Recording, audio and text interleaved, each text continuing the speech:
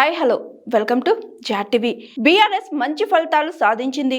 కొత్తగూడెంలో వారికి open offer ఇచ్చిన కేటీఆర్. రాష్ట్రంలో జరిగిన మున్సిపల్ ఎన్నికల్లో బీఆర్ఎస్ మంచి ఫలితాలను సాధించిందని బీఆర్ఎస్ వర్కింగ్ ప్రెసిడెంట్ కేటీఆర్ అన్నారు. గత ఏడాది చివర్లో జరిగిన పంచాయతీ, ఇప్పుడు జరిగిన మున్సిపల్ ఎన్నికల్లో మంచి ఫలితాలు రాబట్టామని అన్నారు. పంచాయతీ ఎన్నికల్లో 4000కు పైగా స్థానాలు గెలుచుకున్నామని, ఇప్పుడు 2500 మున్సిపల్ వార్డులో 750 వరకు గెలుచుకున్నామని అన్నారు. మొత్తంగా 30% పైగా సీట్లు గెలిచామని తెలిపారు. కాంగ్రెస్ పార్టీ అధికార బలాన్ని ఉపయోగించి కొన్ని స్థానాలను దక్కించుకుందని ఆరోపించారు. గద్వాలలో ఒక వార్డులో 4 సార్లు రీకౌంటింగ్ చేయించి కాంగ్రెస్ పార్టీ ఒక్క ఓటుతో గెలిచినట్టు ప్రకటించారని, గద్వాల చోటుప్పల్లో అధికారిని అడ్డం పెట్టుకొని గెలిచారని ఆరోపించారు. కొన్ని చోట్ల తమ కౌన్సిళ్లను ఎత్తుకెళ్లారని ఆగ్రహం వ్యక్తం చేశారు. ఆధిక్య స్థానాలను కైవసం చేసుకోవడానికి కాంగ్రెస్ అనేక తంటాలు పడుతుందని అన్నారు కేటీఆర్. చాలా వీరోచితంగా, చాలా బ్రహ్మాండంగా మరి పోరాటం చేసిన మా బీఆర్ఎస్ పార్టీ నాయకులకు, కార్యకర్తలకు పేరు పేరున సోషల్ మీడియాలో కూడా బ్రహ్మాండంగా పార్టీకి మద్దతుగా అండగా నిలబడ్డ మా తమ్ముళ్ళకి, మా చెల్లెలకి అందరికీ పేరు పేరున వారికి హృదయపూర్వకంగా ధన్యవాదాలు తెలియజేస్తూ, మరి రాష్ట్ర వ్యాప్తంగా నిజానికి అధికార పార్టీ ఎన్ని రకాలుగా ఈ ఎన్నికల్లో సామధాన భేద దండోపాయాలు ప్రయోగించే ప్రయత్నం చేసినా వారు స్పష్టంగా ప్రజల మనసు గెలుచుకోవడంలో విఫలమైనారని చెప్పుకోక తప్పదు. మరి సాధారణంగా ఎన్నికలు, మీరు ముఖ్యంగా పంచాయతీ ఎన్నికలు కానీ మున్సిపల్ ఎన్నికలు కానీ చూస్తే అధికారంలో ఉన్న పార్టీకి ముఖ్యంగా ఇంకో 2-3 ఏళ్ళు ఉండే అవకాశం ఉన్నప్పుడు, అధికారంలో కొనసాగే అవకాశం ఉన్నప్పుడు, మరి ఇది అధికార మార్పిడి కోసం జరిగేది కాదు కదా అనే ఆలోచన ఈ మధ్యన దేశవ్యాప్తంగా ప్రజల్లో కనబడతా ఉన్నది. కానీ దానికి భిన్నంగా తెలంగాణలో మీరు చూసినట్టయితే మొన్న పంచాయతీ ఎన్నికల్లో 2 ఏళ్లు తిరగకముందే కాంగ్రెస్ పార్టీకి ప్రజలు బుద్ధి చెప్తూ దాదాపు 40% గ్రామ పంచాయతీలు బీఆర్ఎస్ పార్టీ కట్టబెట్టారు. పోనీ ముఖ్యమంత్రి గారి లెక్క ప్రకారం తీసుకున్నా, ఆయన బయటకు వచ్చి కూర్చొని ప్రెస్ల మీద చెప్పిన లెక్క ప్రకారం చూసుకున్నా, ఆయన సహజంగానే మా తక్కువ చేసి చెప్తాడు కాబట్టి 32% అక్కడ ముఖ్యమంత్రి గారి లెక్క ప్రకారం కూడా మాకు సర్పంచ్ల్లో ప్రజలు గెలిపించారు. 4000 పైచిలకు గ్రామాల్లో మా సర్పంచులు గెలిచారు.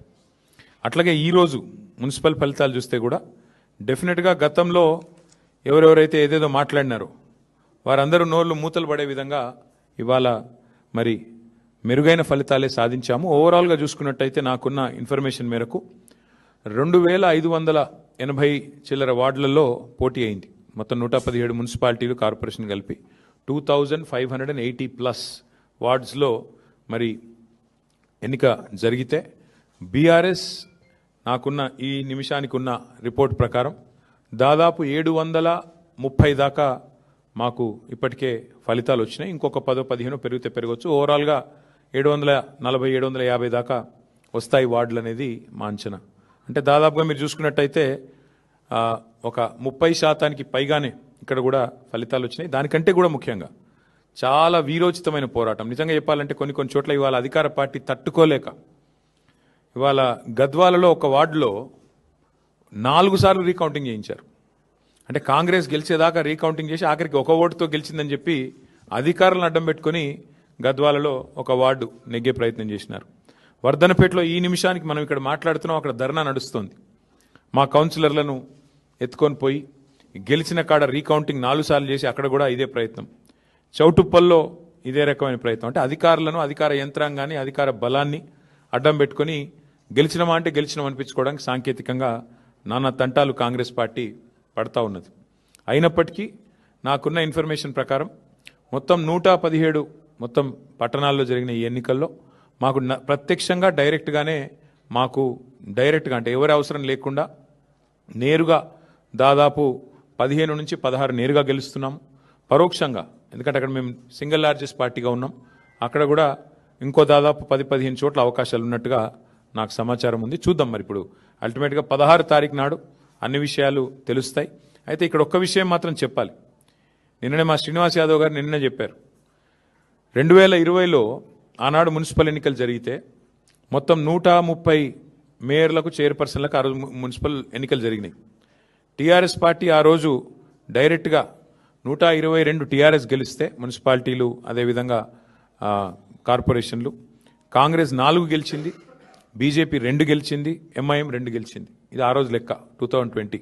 మరి ఈరోజు ఇప్పుడే నేను మేము ముందు పెడుతున్న లెక్క చూస్తే ప్రత్యక్షంగా డైరెక్ట్గా మేము ఇప్పుడు 15 పైన గెలవబోతా ఉన్నాము. దాంతోపాటు పరోక్షంగా అంటే మేము సింగిల్ లార్జెస్ట్ పార్టీగా ఉన్న కాడ మరి దాదాపు మరో 10-15 చోట్ల మాకు చాయిస్ ఉంది, అవకాశం ఉంది. కాబట్టి ఓవరాల్గా చూసుకుంటే 117లో డెఫినెట్గా మంచి ఫలితాలు వచ్చినట్టుగానే మేము భావిస్తూ ఉన్నాం. అయితే సరే, ఇక డబ్బు, మద్యము, అధికార యంత్రాంగ దుర్వినియోగము ఇవన్నీ కూడా తారాస్థాయికి చేరినాయి. చూస్తూ ఉన్నారు, మీరు కూడా చూస్తున్నారు. ఇప్పుడు మీరు కూడా టీవీలలో మీరు కూడా స్క్రోలింగ్లు ఇచ్చారు, మీరు కూడా వీడియోలు ఇచ్చారు. చాలా చోట్ల మరి పెద్ద ఎత్తున విస్తృతంగా అధికార దుర్వినియోగం కూడా జరిగింది. అయినప్పటికీ ఓటర్లు మాత్రం భయపడకుండా బయటకు వచ్చి ఓటేసినందుకు వారికి కూడా మేము ధన్యవాదాలు చెప్తా ఉన్నాం. సరే, అక్రమాల ద్వారా ఇక మొదలు పెట్టినారు ఆల్రెడీ. బేరాలు, బేరసారాలు, ఎత్తుకుపోవడాలు, పోలీసులను పంపించి బెదిరించడాలు ఇవన్నీ మొదలైనవి ఆల్రెడీ రాష్ట్ర వ్యాప్తంగా. ఎట్లా గెలిచిన దాన్ని, మా దగ్గర గెలిచిన దాన్ని కూడా లాక్కునే ప్రయత్నం కూడా చేస్తూ ఉన్నారు. అయినా కూడా పర్వాలేదు, కొట్లాడతాం.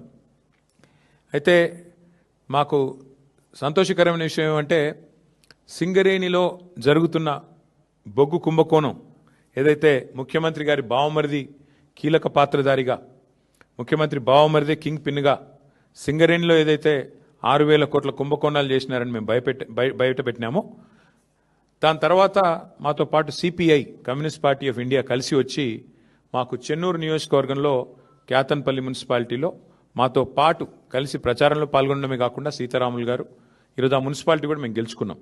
అంటే సింగరేణి ప్రాంతంలో, సింగరేణిలో జరుగుతున్న దోపిడీ ఏదైతే ఉన్నదో, ఈ దోపిడీలో ముఖ్యంగా కాంగ్రెస్, బీజేపీ కలిసి పనిచేస్తూ ఉన్నాయి. కాబట్టి వారిని నిరోధించడానికి సిపిఐ కలిసి వస్తే వారిని కూడా కలుపుకున్నాం.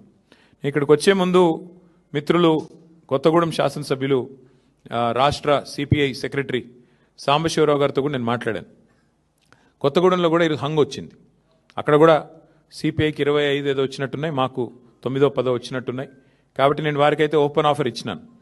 సింగరేణిలో జరుగుతున్న కుంభకోణాలు, సింగరేణిలో జరుగుతున్న దుర్మార్గాలు, అరాచకాలకు అడ్డుకట్ట వేయాలి అంటే డెఫినెట్గా మేము మీతో కలిసి వస్తాము. కాంగ్రెస్, బీజేపీని అడ్డుకోవాల్సిన అవసరం ఉంది. ఎందుకంటే ఈ 2 చోట్ల కూడా అక్కడ 51% వాటా సింగరేణిలో రాష్ట్ర ప్రభుత్వానికి ఉంది, కాంగ్రెస్ ప్రభుత్వం ఇక్కడ ఉన్నది. 49% వాటా కేంద్ర ప్రభుత్వానికి ఉంది, బీజేపీకి అందులో భాగస్వామ్యం ఉంది. ఇన్ని అక్రమాలు జరుగుతున్నాయని చెప్పి మేము గొంతెత్తి ధర్నాలు చేసి, క్షేత్రంలో ఘోషించి, ప్రెస్ మీట్లు పెట్టి, గవర్నర్ని కలిసి ఇంత హంగామా చేస్తే మరి ఇంతవరకు అటు కాంగ్రెస్ చప్పుడు చేయదు, ఇటు బీజేపీ చప్పుడు చేయదు.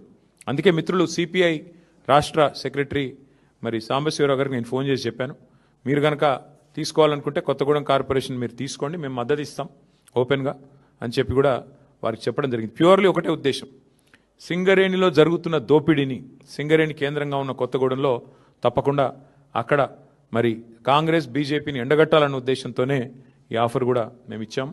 అట్లా కలిసి వచ్చే లౌకిక పార్టీలు ఉంటాయి, చాలా రకరకాల కాంబినేషన్స్ ఉంటాయి.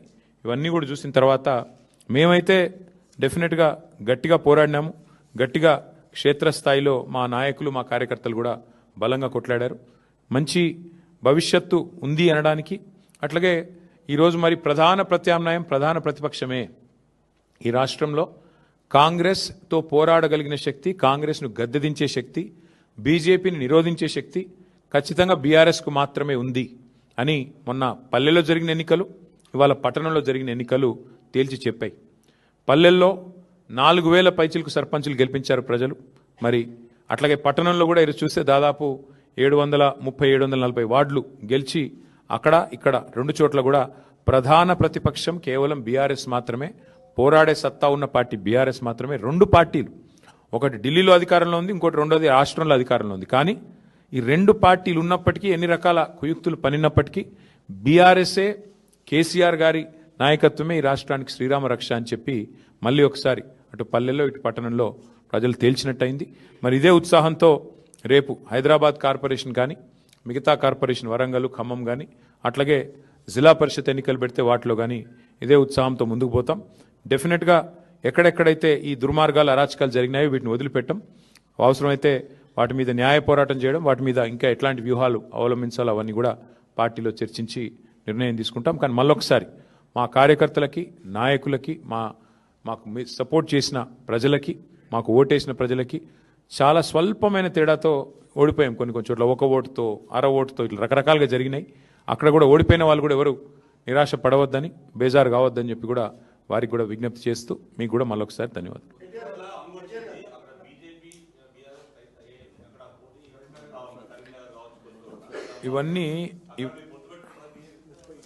ఇవన్నీ బ్రదర్, ఇవన్నీ ఒక దగ్గర లేట్ల పరిస్థితి దాదాపు 30 చోట్ల ఉంది. కావాలంటే లిస్ట్ చదవమంటే చదువుతాయి. నా దగ్గర ఉంది ఎక్కడెక్కడ హంగు ఉన్నది అనే దానికి. ఇగో చదువుతా నేను. జనగామ, మేబ్బాదు, కేసముద్రము, వర్ధన్నపేట, గద్వాల, అల్లంపూరు, దేవరకద్ర, ఇగో మొత్తం 30 లిస్ట్ ఉంది. దీన్ని బట్టి ఏమర్థమవుతుంది నీకు? మేము ఆల్రెడీ స్పష్టంగా గెలిచింది దాదాపు ఒక 15-16 ఉన్నాయి. అవి కాకుండా 30 హంగు ఉన్నాయి. అంటే రాష్ట్రంలో 117 చోట్ల ఎన్నికలు జరిగితే 30 హంగు ఉన్నాయి, 15 మేము గెలిచినాం. అంటే 46 పోనీ వాళ్ళు గెలిచిందని. కాబట్టి నేనేమంటున్నా అంటే ఇక్కడ ఏ వైఖరి అవలంబించాలి, మా పెద్దలు, మా పార్టీ అధ్యక్షులు కేసీఆర్ గారితో కూడా మాట్లాడతాం. అట్లే స్థానిక నాయకత్వ మనోభావాలు కూడా మేము, ఎందుకంటే స్థానిక ఎన్నిక, స్థానిక నాయకుల మనోభావాలు, స్థానికంగా ఏం పరిస్థితులు ఉన్నాయి అవి కూడా బేరీ చేసుకున్నాక నిర్ణయం తీసుకుంటాం. ఇంకా 2 days టైం ఉంది కాబట్టి ఆలోచించి నిర్ణయం తీసుకుంటాము. ఇప్పుడు నేను ఓపెన్గా చెప్పాను, కొత్తగూడెంలో కాంగ్రెస్, బీజేపీ 2 కలిసి సింగరేణికి అన్యాయం చేస్తున్నాయి. ఇందులో వేరే ఉద్దేశం ఏం లేదు, మాకు రాజకీయపరమైన ఉద్దేశం, ఎజెండా ఏం లేదు. సింగరేణిని 2 జాతీయ పార్టీలు గొంతు కోస్తున్నాయి. ఇవాళ కాంగ్రెస్ దోపిడీ చేస్తుంటే బీజేపీ ఎందుకు మౌనంగా ఉంటుందని మేము అడుగుతున్నాము. ఆధారాలతో ఆధార సహితంగా మేము స్పష్టంగా కుంభకోణం జరిగిందని బయటపెడితే ఎందుకు బీజేపీ ఉపేక్షిస్తున్నది? ఎందుకు రేవంత్ రెడ్డిని కాపాడుతున్నది? రేవంత్ రెడ్డి బావమరిదే కింగ్ పిన్గా ఇంత పెద్ద కుంభకోణం నడుస్తుంటే భారతీయ జనతా పార్టీ ప్రభుత్వం ఎందుకు అడ్డుకుంటున్నది? ఎందుకు అడ్డుకోలేకపోతున్నది? ఎందుకు కాపాడుతున్నది కాంగ్రెస్ అరాచకాలని అనేది మా ప్రధాన ప్రశ్న. అందుకే సిపిఐ నాయకత్వానికి నేను అందుకే ఓపెన్గా చెప్తా ఉన్నా, ఇలాంటి ప్రత్యేకమైన పరిస్థితులు ఉంటాయి అక్కడక్కడ. దాన్ని బట్టి మరి మా పెద్దలతో చర్చించి, పార్టీలో చర్చించిన తర్వాత స్థానిక నాయకత్వ మనోభావాలు దృష్టిలో పెట్టుకుని నిర్ణయం తీసుకుంటాం.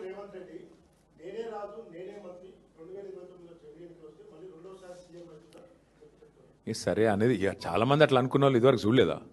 తుగ్లక్ ఉండే ఒకడు, ఇక చాలామంది ఉన్నారు అసొంటోళ్ళు. అట్లాంటి పిచ్చి తుగ్లక్లు చాలామంది ఉంటారు. అట్లాంటి వాళ్ళు వస్తారు, పోతారు. ఎవ్వరూ పర్మనెంట్ కాదు. నేనే రాజు, నేనే మంత్రి అనుకున్న వాళ్ళు చాలామంది అట్లనే గాలి కొట్టుకొని పోయినరు. ఈ దేశము చాలా గొప్ప దేశం. ప్రజల చైతన్యాన్ని కూడా ఎవరైనా తక్కువ అంచనా ఇస్తే చాలా తెలివి తక్కువది. ఈ దేశంలో ఇందిరాగాంధీ గారు ఓడిపోయినారు, ఎన్టీ రామారావు గారు ఓడిపోయారు, కేసీఆర్ లాంటి తెలంగాణ తెచ్చిన నాయకుడు కూడా మన కామారెడ్డిలో దురదృష్టవశాత్తు ఓటమి పాలయ్యారు. సరే, రేవంత్ రెడ్డి గారు అక్కడ 3rd వచ్చారు, అది వేరే విషయం అనుకో. కానీ పాయింట్ ఏంటంటే ఈ దేశంలో అట్లా రేవంత్ రెడ్డి లాగా విర్రవీగిన వాళ్ళు, నేనే రాజు, నేనే మంత్రి అన్న వాళ్ళు చాలామంది వచ్చారు, చాలామంది పోయారు. కానీ దేశం అట్లే ఉంది, ప్రజల చైతన్యం అట్లే ఉంది. చైతన్యాన్ని తక్కువ అంచనా వేసిన వాళ్ళు ఎవరైనా కూడా గాలికి పోతారు భవిష్యత్తులో.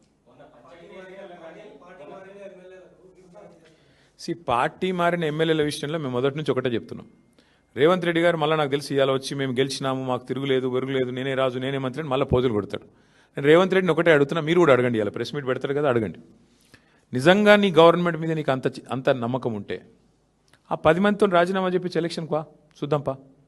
ఎందుకంటే ఇవి స్థానిక ఎన్నికలు.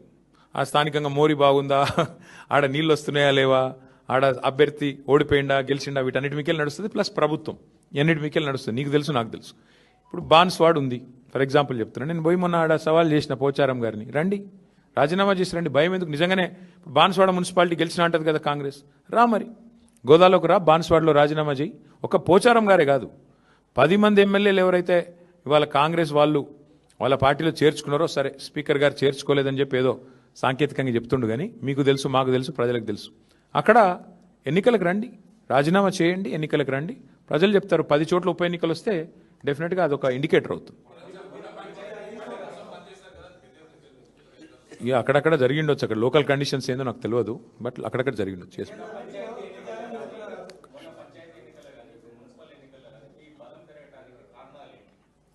ఒకటి, ప్రధాన ప్రతిపక్షంగా మేము సఫలమయ్యామని భావిస్తా ఉన్నాం. ప్రజల ఇష్యూస్ మేము ఎత్తుకున్నాం.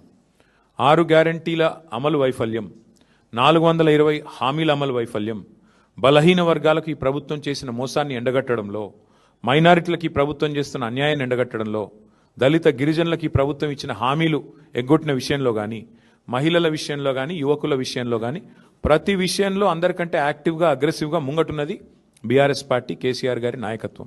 కాబట్టి సహజంగానే మా కోసం కొట్లాడుతున్న వాళ్ళు అనే భావన ఉన్నప్పుడు ప్రజలు కూడా మాకే మద్దతు ఇస్తారు. ఇంకోటి, ఇప్పుడు 2 ఏళ్లకే ఇట్లుందంటే, ఇప్పుడే నేను మీకు చెప్పిన బ్రదర్, మళ్ళొకసారి చెప్తా ఉన్నా. 2020లో అంటే సరిగ్గా అప్పుడు మాకు కూడా ఎలక్షన్కి ఇంకా 3 ఏళ్ళు దూరం ఉండే. ఆ రోజు 130 మున్సిపాలిటీలో ఎలక్షన్ అయితే మేము 122 గెలిచినాం. కాంగ్రెస్ కేవలం 4, సింగిల్ డిజిట్ దాటలే. ఇక బీజేపీ 2, ఎంఐఎం 2. ఈరోజు మేము యాజ్ ఇట్ ఈస్ 117లో ఎన్నిక జరిగితే మేము 116లో ఎన్నిక జరిగితే మేము డైరెక్ట్గా గెలిచింది 15, 30 హంగు ఉన్నాయి. దీన్ని బట్టి అర్థం చేసుకోవచ్చు మీరు ప్రజల ఆగ్రహం కానీ, ప్రజల అభిప్రాయం కానీ.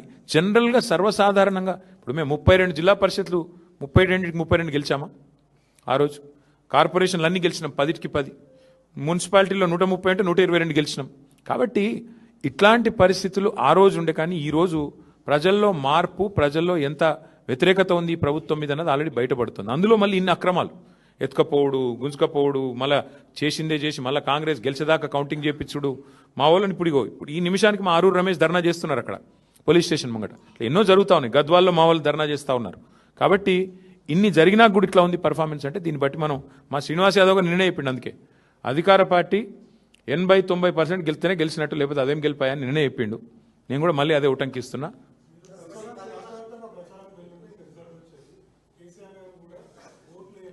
మేము మీకు ముందే చెప్పాను బ్రదర్, మీరు నాతో చిట్చాట్లో మీరు నాకు ఒక 3-4 రోజులు ముందు కలిసినారు. అప్పుడే చెప్పిన నేను స్థానిక ఎన్నికలు స్థానికంగానే కొట్లాడతామన్నారు. నేను ఒకటి జిల్లాకు 2 జిల్లాలకు పోయినా, వరంగల్ పోయినా, నిజామాబాద్ పోయినా తప్ప ఎక్కడ పోలేదు. మిగతా నాయకులు కూడా ఎవరి జిల్లాలో వాళ్ళు ప్రచారం చేసినారు, ఎవరి క్షేత్రంలో వాళ్ళు. స్థానిక నాయకులు స్థానికంగా స్థానిక సంస్థల ఎన్నికల్లో కొట్లాడతారు, అట్లే ఉంటాయి. కాబట్టి ఇందులో రాష్ట్ర వ్యాప్త ప్రచారాలు, విశ్వవ్యాప్త ప్రచారాలు ఏమి ఉండవు బ్రదర్, దాంతో నేను ఫరక్ పడదు. ఆ రోజు మరి అట్లంటే కేసీఆర్ గారు కానీ పార్టీలో నాయకత్వం కానీ 140 చోట్ల జరిగితే ఎన్నిక ఒక్క నియోజకవర్గానికి కూడా పోలేదు, ఒక జిల్లా కూడా పోలేదు మేము. కానీ గెలిచినాం కదా. పర్ఫార్మెన్స్ బాగుంటే గవర్నమెంట్ ప్రజలు ఆశీర్వదిస్తారు.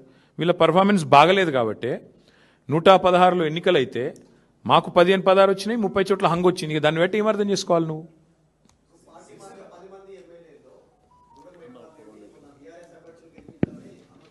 ఒక్క నిమిషం, మిగతా విషయాలు శ్రీనివాస్ యాదవ్ గారు చెప్తారు. ఒక్క నిమిషం. ఎల్లుండి అవతల ఎల్లుండి ఉంది కదా. ఇప్పుడు ఒక 35 సంవత్సరాలు అవుతుంది నేను రాజకీయాల్లోకి వచ్చి. మీకు ఎప్పుడైనా కానీ రాజకీయాల్లో లోకల్ బాడీస్ అనేది ప్రభుత్వానికి వన్ సైడ్గా అంటే అద్భుతమైనటువంటి పరిపాలన ఉన్నప్పుడు వన్ సైడ్ ఎలక్షన్ జరుగుతాయి.